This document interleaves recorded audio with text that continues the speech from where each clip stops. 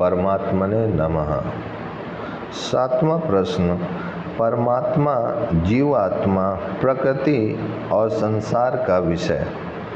परमात्मा, जीवात्मा तथा संसार सहित प्रकृति और इनका परस्पर संबंध अर्थात जीव और परमात्मा का संबंध, जीव और प्रकृति का संबंध तथा प्रकृति और परमात्मा का संबंध, परस्पर का भेद और कर्म, ये 6 अनादि हैं। इनमें सच्चिदानंद घन परमात्मा और उसका अंश जीव दोनों अनादि और अनंत हैं। शेष सभी अनादि और शांत हैं। जीव और परमात्मा का अंशांशी संबंध है। यह अंशांशी संबंध अनेक भावों से माना जाता है, जैसे दास्य भाव, साख्य भाव और माधुर्य भाव आदि। इस संबंध की अवधि जीव की इच्छा पर अवलंबित है। जीव और प्रकृति में भोक्ता और भोग्य संबंध है। जीव चेतन होने के कारण भोक्ता है और प्रकृति जड़ होने से भोग्य। पुरुषा सुख दुखानाम भोक्तृत्वे हेतुरुच्यते। जीवात्मा सुख दुखों के भोक्तापन में हेतु कहा जाता है। परंतु कोई अंतःकरण को भोक्ता मानते हैं, पर उनका मानना युक्ति युक्त नहीं। कारण अंतःकरण जड़ होने से उसमें भोक्तृत्व संभव नहीं। शुद्ध आत्मा भी भोक्ता नहीं है। जो केवल शुद्ध आत्मा को भोक्ता मानता है, उसे भगवान ने मूढ़ कहा है। अतएव प्रकृतिस्थ पुरुष ही भोक्ता है। प्रकृति और परमात्मा का संबंध शक्ति और शक्तिमान के सदृश है। संपूर्ण संसार की उत्पत्ति महासर्ग के आदि में प्रकृति और परमेश्वर के संबंध से ही होती है। शास्त्र में जहाँ जहाँ प्रकृति से संसार की उत्पत्ति बतलाई है, वहाँ वहाँ भगवान की अध्यक्षता में ही बतलाई है। मयाध्याक्षेण प्रकृति सूयते सचराचरम।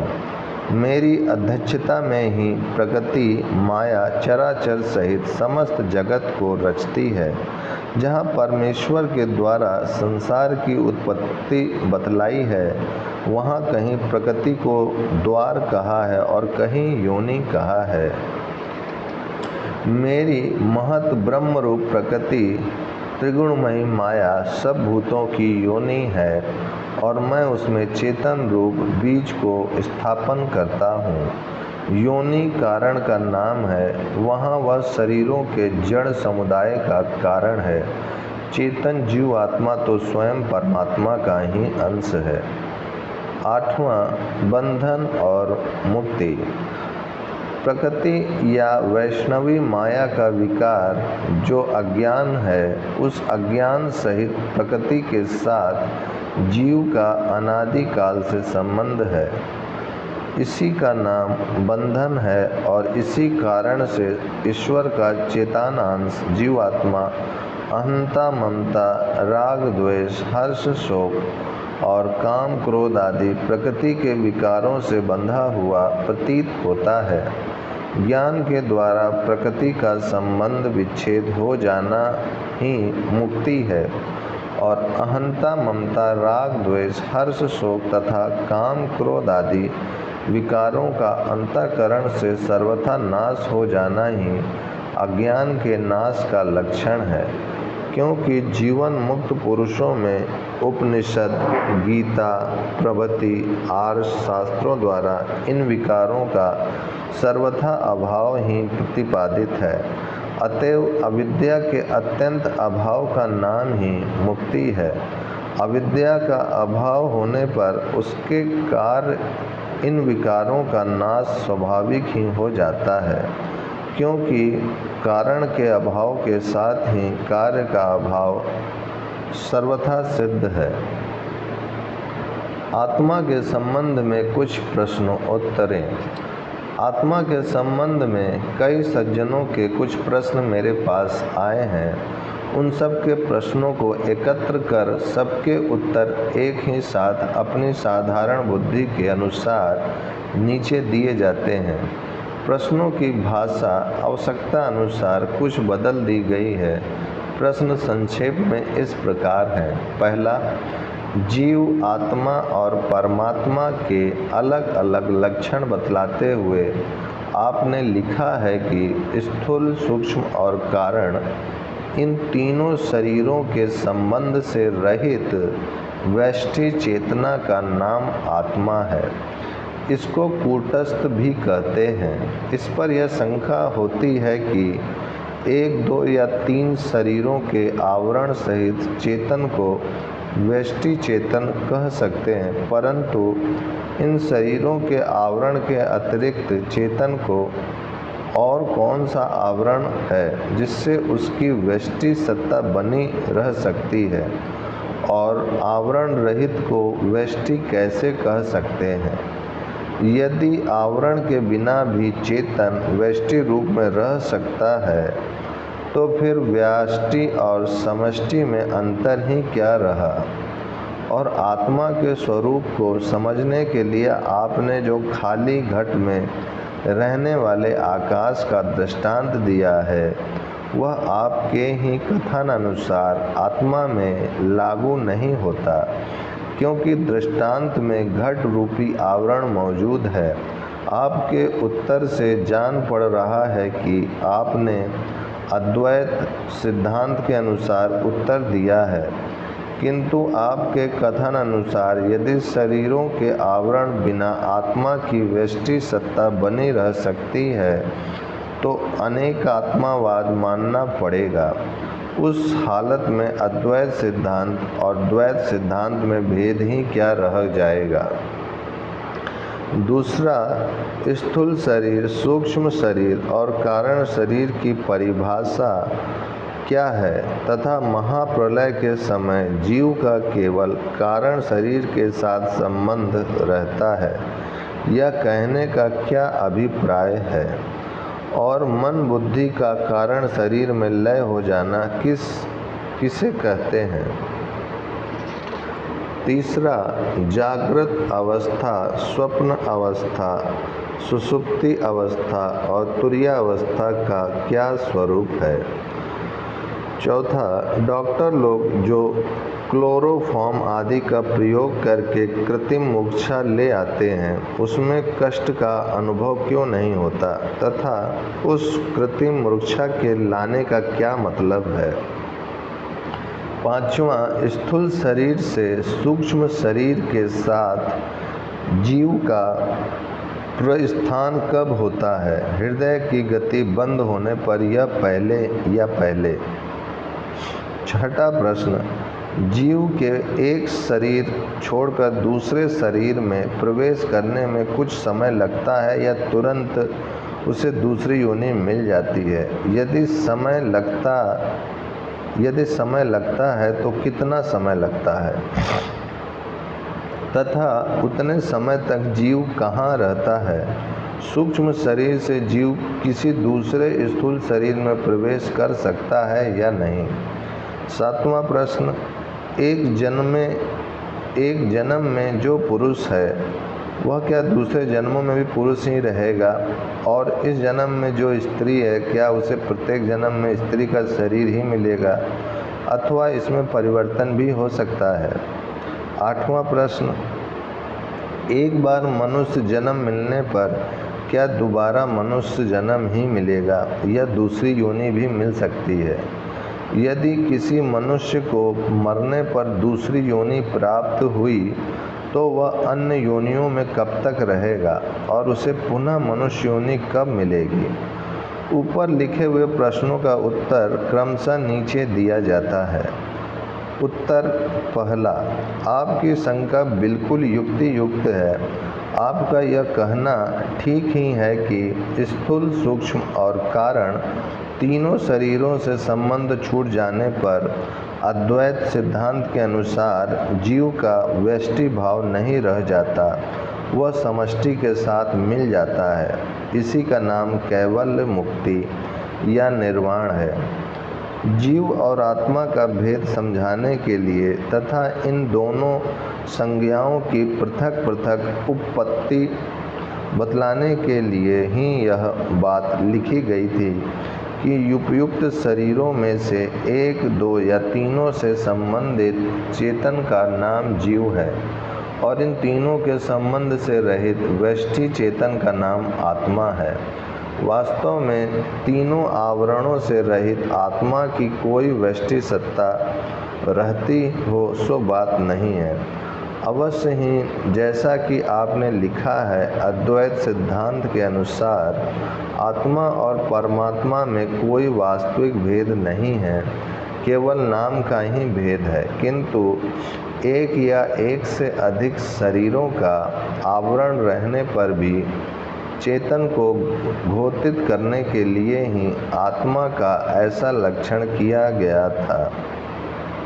दृष्टांत में भी ऐसी ही बात समझनी चाहिए। यद्यपि घट रूप आवरण से पृथक घटावच्छिन्न आकाश की कल्पना नहीं की जा सकती, किंतु घट से भिन्न उसके स्वरूप को समझाने के लिए ही उसकी पृथक संज्ञा की जाती है। सिद्धांत की दृष्टि से तो आपका कहना ठीक ही है, उसके संबंध में हमको कोई विपरीत पत्ति नहीं है। दूसरा प्रश्न का उत्तर। स्थूल पंच महाभूत पृथ्वी, जल, तेज, वायु और आकाश से बने हुए देव, त्रियक, मनुष्य, सर्प, कीट, पतंग आदि भेद से अनेकों भेदों वाले व्यक्त शरीर का नाम स्थूल शरीर है। इस शरीर के साथ संयोग और वियोग होने का नाम ही जन्म और मृत्यु है। इस शरीर को लेकर ही प्राणियों के अनेक भेद दृष्टिगोचर होते हैं। पंच ज्ञानेंद्रियाँ, पंच कर्मेंद्रियाँ, पंच प्राण तथा मन बुद्धि, इन 17 तत्वों से बने हुए अव्यक्त शरीर का नाम सूक्ष्म शरीर है। मृत्यु के समय एक स्थूल शरीर से दूसरे स्थूल शरीर में गमनागमन इसी का होता है। इसके गमनागमन का आत्मा पर आरोप होने से आत्मा का गमनागमन कहा जाता है। वास्तव में आत्मा सर्वव्यापी होने के कारण अचल है। यह हम लोगों की इंद्रियों का विषय न होने के कारण सूक्ष्म कहलाता है। सूक्ष्म शरीर प्राणमय होने के कारण वायु प्रधान होता है। इसे लिंग शरीर भी कहते हैं। स्वप्न अवस्था में जीव प्रधान रूप से इसी के साथ संबंध रहता है। कारण शरीर केवल प्रकृति का बना हुआ होता है। इसको स्वभाव भी कहते हैं। सूक्ष्म शरीर स्थूल शरीर की अपेक्षा सूक्ष्म होने पर भी कारण शरीर की अपेक्षा स्थूल है। प्रगाढ़ निद्रा तथा मूर्छा की अवस्था में जीव का केवल इसी शरीर के साथ संबंध रहता है। स्थूल एवं सूक्ष्म दोनों ही शरीरों के साथ उसका संबंध नहीं रहता।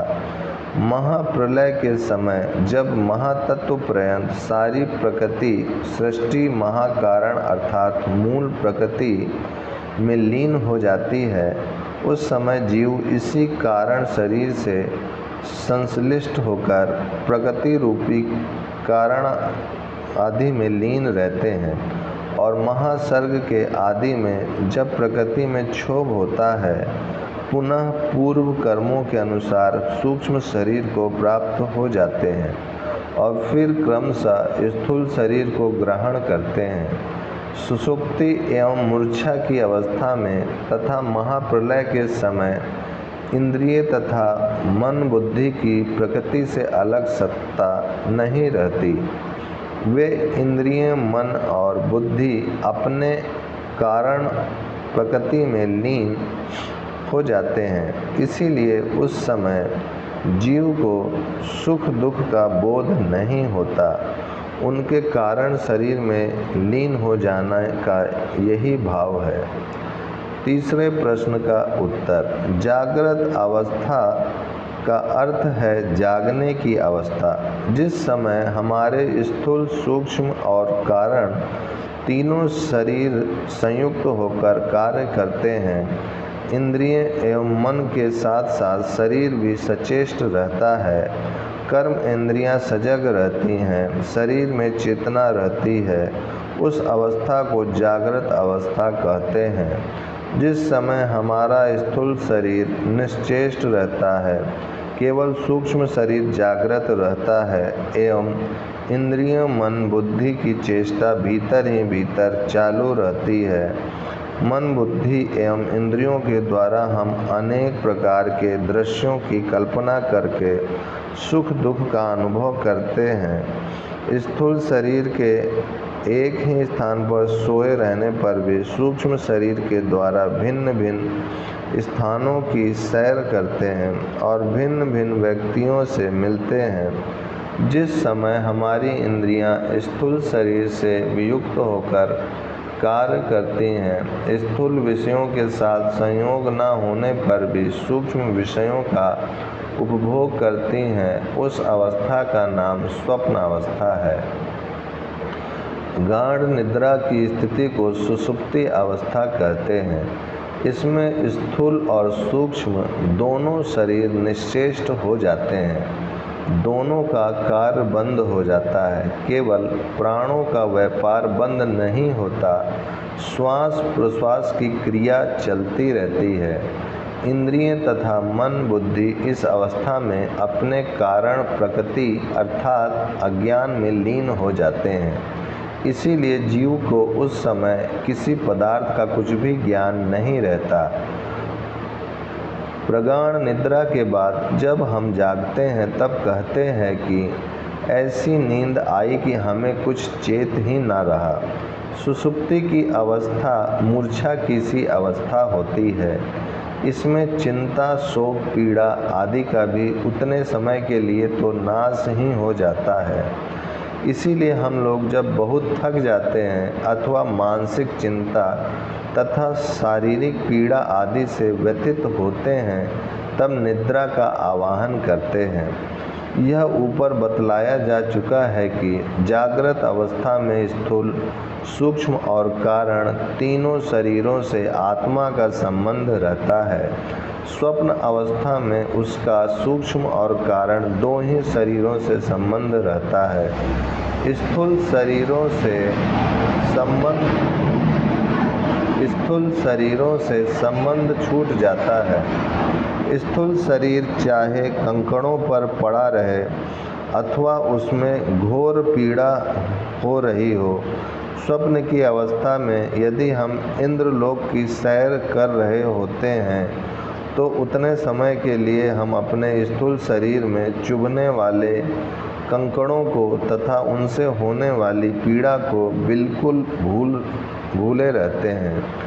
इसी प्रकार हम मखमल के गद्दे पर लेटे हुए हों, पंखा चल रही हो और दासियां हमारे पैर पलोट रही हों तथा चारों ओर से हम सुरक्षित हों, किंतु यदि उस समय स्वप्न में हम किसी घोर जंगल में पहुंच गए और वहां बाघ आकर हमको खाने लगा अथवा हम किसी नदी में डूबने लगे अथवा चोर डाकुओं द्वारा पीटे जाने लगे, तो उस समय वह मखमल का गद्दा जिस पर हम स्थूल शरीर से लेटे हुए हैं हमें आराम नहीं पहुंचाएगा और हमारे दासी शस्त्र से सुसज्जित होने पर भी हमारी उस बाघ से अथवा चोर डाकुओं से रक्षा नहीं कर सकेंगे और न हमें नदी में डूबने से बचा सकेंगे। सुषुप्ति अवस्था में हमारा केवल कारण शरीर से संबंध रहता है, स्थूल और सूक्ष्म दोनों से नहीं रहता। स्थूल शरीर उस समय बिल्कुल निश्चेष्ट पड़ा रहता है और सूक्ष्म शरीर अपने कारण में लीन हो जाता है, केवल प्राणों की क्रिया चालू रहती है। इन तीनों अवस्थाओं से विलक्षण चौथी अवस्था तुरीयावस्था वह है जिसमें आत्मा का युक्त तीनों शरीरों से कोई संबंध नहीं रहता। यह जीवन मुक्त महात्माओं की अवस्था है। इस चौथी अवस्था को प्राप्त होने पर जीव का व्यष्टि भाव नष्ट होकर वह समष्टि में मिल जाता है। इसी को आत्मा की स्वरूपावस्था कहते हैं। यह वास्तव में कोई अवस्था नहीं है, आत्मा का स्वरूप ही है। जिज्ञासुओं को पहली 3 अवस्थाओं से इसकी विलक्षणता बतलाने के लिए ही इसको अवस्था संज्ञा दी गई है। इस अवस्था को प्राप्त हुए महापुरुषों का केवल दूसरों के देखने में ही शरीर आदि से संबंध रहता है, वास्तव में उनसे कोई संबंध नहीं रहता।